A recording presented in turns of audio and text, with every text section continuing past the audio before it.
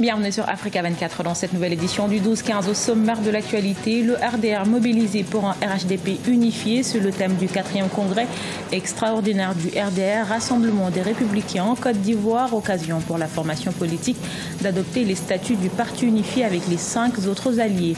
À Madagascar, la justice annule une partie des lois électorales. La Haute Cour a partiellement donné raison à l'opposition en annulant une partie de ces nouvelles lois électorales à l'origine des manifestations contre le régime en place. Et puis focus sur Iron Bibi, néo-champion du monde ex-aequo du World Strongest Long Lift 2018. De son vrai nom, Cheikh Ahmad Al-Hassan Sanou, il inscrit ainsi son nom dans l'histoire du sport burkinabé avec ce titre mondial. Mais tout d'abord, le Tchad entre définitivement dans la 4e République. La nouvelle constitution a été promulguée ce vendredi par le président Idriss Déby Itno. Conformément à ces dispositions, le gouvernement tchadien a démissionné ce jeudi 3 mai. Le texte adopté par le Parlement instaure un régime présidentiel intégral sans premier ministre ni vice-président. Il renforce les pouvoirs du président tchadien avec la mise en place d'un régime présidentiel intégral. Le RDR, Rassemblement des Républicains, organise son 4e congrès extraordinaire ce samedi 5 mai à Abidjan, occasion pour le parti du chef de l'État, Alassane Ouattara, d'adopter les statuts du parti unifié avec les 5 autres formations politiques du RHDP, Rassemblement des Oufoïstes pour la démocratie et la paix. Reportage de notre correspondant Olivier Conon. Le RDR mobilisé pour un RHDP unifié, c'est le thème du 4e congrès extraordinaire du RDR, Rassemblement des Républicains. Le parti est membre du RHDP, Rassemblement des Oufoutistes pour la démocratie et la paix, la coalition au pouvoir dont fait également partie le PDCI, Parti démocratique de Côte d'Ivoire. Les présidents des partis membres du RHDP ont signé le 16 avril 2018 l'accord politique du manifeste du parti unifié. C'est cette signature qui a motivé la tenue du 4e congrès extraordinaire du RDR afin de se préparer à la mise en place du parti unifié. Les deux présidents sont encore plus convaincus que par leur composition sociologique,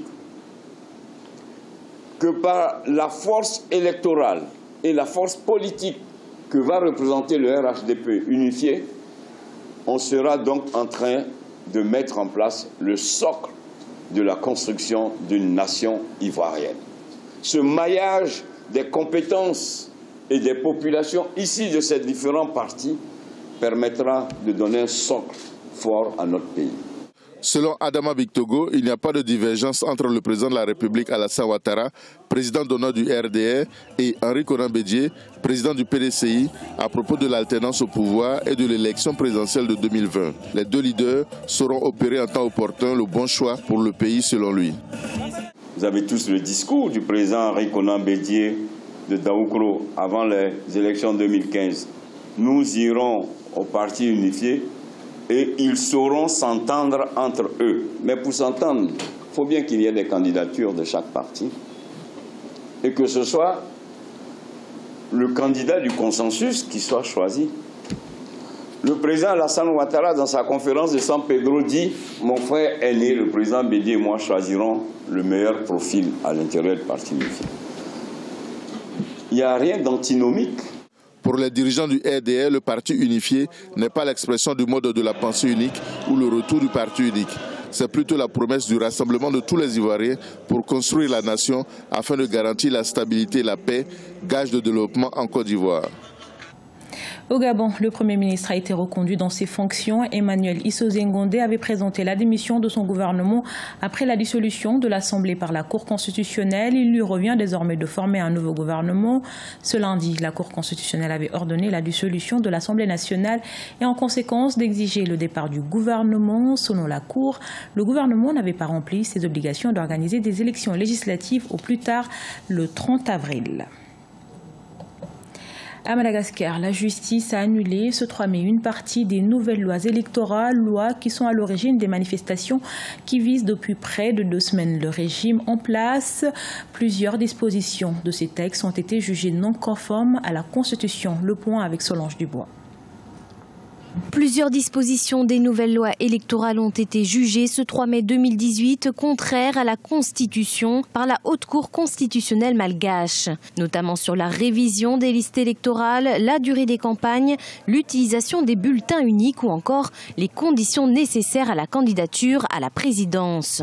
sont déclarés non conformes à la Constitution, ou le cas échéant, au moyen de bulletins de vote individuels établis pour chaque candidat, de l'article 20 alinéa 3, l'article 22 alinéa 2 et la section 3 du chapitre 6. La justice malgache estime en effet que ces nouveaux textes avantagent le seul régime, une fronde pour le président R. Radzonarimanpian, mais qui s'annonce néanmoins comme une seconde tentative de sortie de crise. Pour l'instant, tous les indices convergent vers la candidature du président.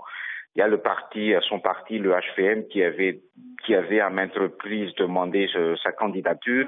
Il y a les tournées en province avec les discours qui ressemblent fort à une pré-campagne du président de la République. Même le discours du président avec l'annonce, l'exposé d'une vision jusqu'en 2030. Tout ça converge vers la candidature du président de la République. Certes, il n'a pas encore annoncé, je pense que c'est stratégique. À 7 mois de l'élection présidentielle, l'actuel chef de l'État élu en 2013 n'a toujours pas annoncé sa candidature. En revanche, les anciens chefs d'État, Marc Ravalomanan et Anj Radzoel, ont déjà laissé entendre qu'ils étaient prêts à se lancer dans la bataille. L'Éthiopie rassure sur le barrage en construction sur le Nil en Égypte. Le Premier ministre éthiopien Abiy Ahmed a assuré que le barrage controversé n'affecterait pas l'approvisionnement en eau de l'Égypte. Le barrage de la Renaissance est censé devenir la plus grande centrale hydroélectrique d'Afrique.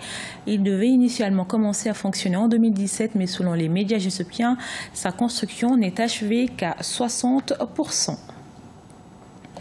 Après avoir été sacré néo-champion du monde ex aequo avec le Britannique Eddie Hall, le 7 avril 2018 en Angleterre, le sportif Iron Bibi est rentré dans son pays, le Burkina Faso, avec comme ambition se préparer pour la conquête du record mondial dont la date reste à déterminer. Reportage de notre correspondant Jean-Paul Ouedraogo.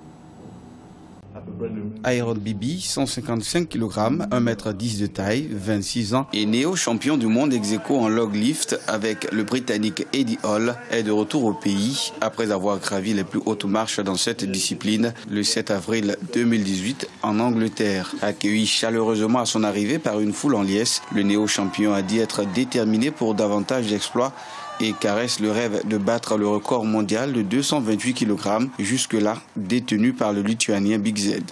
Vraiment, moi j'aime bien ma patrie. C'est le temps vraiment que sur le plan mondial, on sache que au Burkina, il y a des hommes forts. Il y a des hommes forts et tout. Et en même temps, ça, sur l'échelle mondiale, voir un Burkinabé, quand même, c'est une fierté pour moi et c'est un défi à relever parce qu'il faut... Et si je ne le fais pas, qui va le faire? Il faut montrer que c'est possible. Face à 12 autres concurrents, les finalistes Eddie et Iron, on s'en souvient, étaient tous deux parvenus à battre le record européen de 212 kg en soulevant 213 kg. Une performance qu'il dédie doublement à son public européen et également à la jeunesse burkinabé qui l'invite à la pratique du strongman, ce sport très peu connu sous nos tropiques. Je veux qu'il ait une mentalité de sport parce que certains pensent que c'est être gros bras. Ce n'est pas être gros bras. Un gros bras ne peut pas vivre une demi-seconde dans le sport que je fais. Voilà, c'est très très intense. Donc c'est plus mental même que physique. Par cet exploit, il inscrit son nom au palmarès des plus titrés de cette discipline sportive. Au-delà cependant, Iron nourrit d'autres ambitions, notamment dans le cinéma. Il prévoit également l'inauguration d'un centre sportif dans l'ouest du pays et s'occupe parallèlement d'une compagnie de vente de suppléments alimentaires pour sportifs et non sportifs.